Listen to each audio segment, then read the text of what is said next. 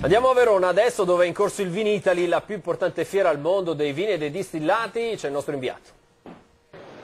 Gli addetti ai lavori lo hanno definito il Vinitaly della ripresa, l'edizione dell'uscita dal tunnel della crisi. Tra gli stand della più importante fiera internazionale dei vini e dei distillati in corso a Verona c'è ottimismo e soprattutto ci sono idee e progetti.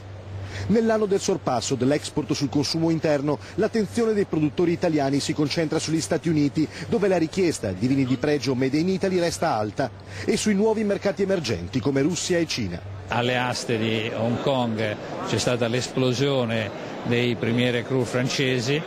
Credo che stia per arrivare una stagione in cui alle aste di Hong Kong ci saranno anche i grandi cru italiani. In Italia siamo 60 milioni, nel mondo siamo 6 miliardi di persone, per cui è anche naturale che questo sviluppo ci sia e mi auguro che questo sviluppo continui anche nei prossimi anni. E come dar torto ad americani, cinesi e russi, appassionati soprattutto dei grandi vini rossi italiani come Chianti, Brunello di Montalcino e Amarone, tipico della Valpolicella. L'Amarone è un vino che in questo momento fa da traino per una appellazione importante come quella della Valpolicella, ma diciamo che fa da traino per i grandi vini rossi italiani. Il Veneto ancora protagonista con la stagione d'oro del Prosecco, sempre più apprezzato in tutto il mondo. Il mondo ci sta osservando, ci sta capendo che il Prosecco può funzionare, può arrivare lassù dove i francesi sono padroni da molto tempo. Il Prosecco è il prodotto principe ormai a livello internazionale, visto e considerato che con quest'anno supereremo definitivamente la produzione dello champagne,